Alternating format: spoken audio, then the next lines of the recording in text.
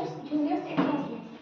I am talking about the presenting topic, the physics behind mass spectrometry, guided by Dr. Tanmay Desai. These are my contents. First introduction, then ion source, then mass analysis, then detectors, then interpretation, then applications. Before coming to the topic, we all study nuclear physics, and in nuclear physics we all know that the nucleus is consists of nucleus, that is proton and neutrons. So the mass of the nucleus,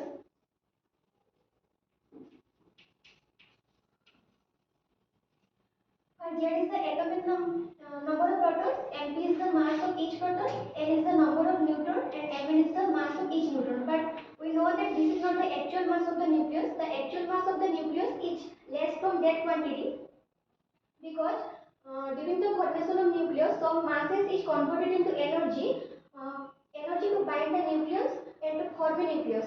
So the binding energy is the amount of energy required to form a nucleus or the amount of energy required to break the nucleus into its constituent nucleus. So the actual mass of the nucleus is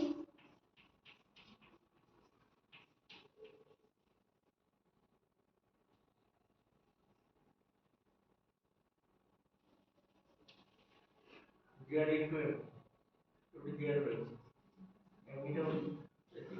the actual mass of the nucleus is this is the mass of the whole atom, and this is the number of electron, and m is the mass of each electron. The aim of my topic is how to calculate this mass, that is the mass of the atom experimentally. Among the different methods of atomic mass measurement, mass spectrometry is one of the methods from which we measure the mass of the atom accurately. Then introduction to mass spectrometry. Mass spectrometry is an analytical technique used for isolating sample on the basis of mass by charge ratio. Simply, the sample is inserted in the instrument, then the sample is passes through some electric and magnetic fields, then finally go to the detector, then the detector is connected to the computer screen. In computer screen, we generally see the different peaks which represent the molecular weight or mass of the sample. So this whole technique is based on the study of the molecular weight or mass of the sample. So this is called known as mass spectrometry. And this origin of this mass spectrometry can be traced earlier during the gaseous experiment by J.J. Thomson. And the model technique of mass spectrometry was devised by Dempster and S.W. Astor in 1918 and 1919 respectively. This is the figure of classical mass spectrometer. The sample is entered here. After the sample is entered, there is a heater which vaporizes the sample and converted into vapor form. After it, the electron source from which the electron beam are strike the vaporized molecule and convert it into the ionic form. After it go to the accelerator, then it increase the velocity of the ions, then it finally go to the magnetic field, then it follow the detector, and the detector is connected to the computer screen. Now we discuss the different components of mass spectrometer. First is the ion source. So simply first the sample is injected, then the heater vaporizes the sample. The mass spectrometry measures the mass by charge ratio of ions. So the ionization of the sample is required before coming to the analysis.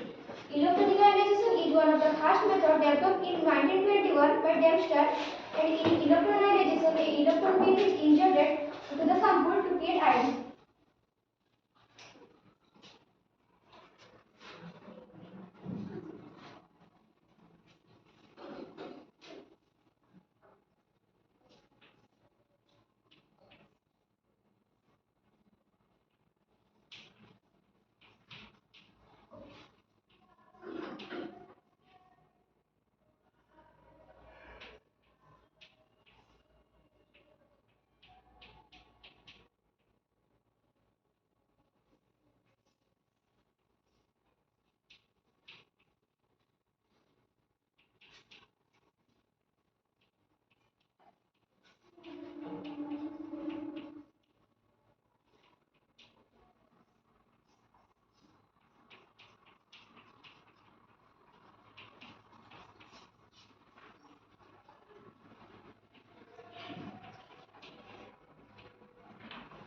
sample is injected, the electron beam ionizes the sample.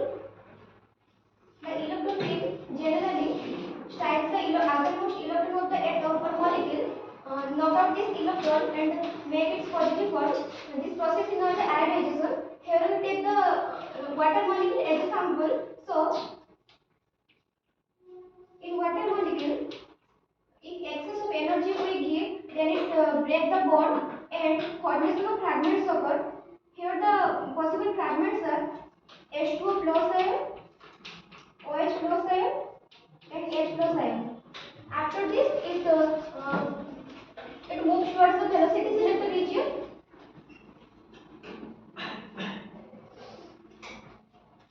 Electromagnetic velocity selector region is required for allows a definite velocity of molecule to move forward.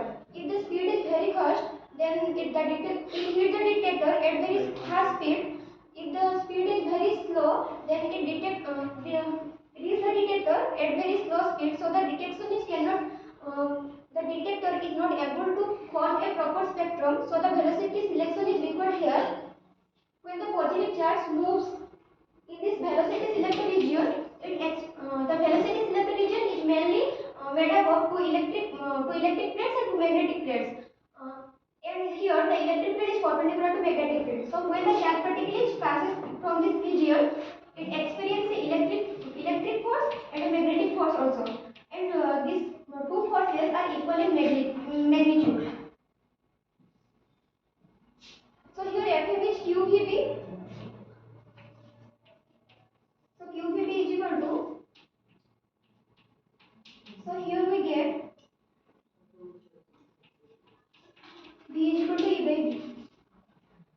So when the velocity is more, then the particle is experience more magnetic force and moves towards the magnet. If the velocity is low, then it moves towards the electric field. So a specific velocity of molecule is passed through this region. Then finally it go to the large magnetic field. Due to this large magnetic field, the charged particle experiences centripetal force and make a cone and fall on the detector.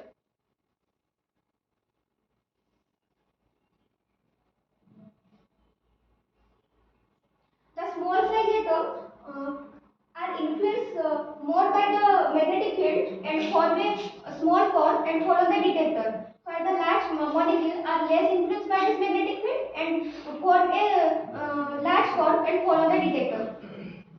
Here, the centripetal force is equal to Fm.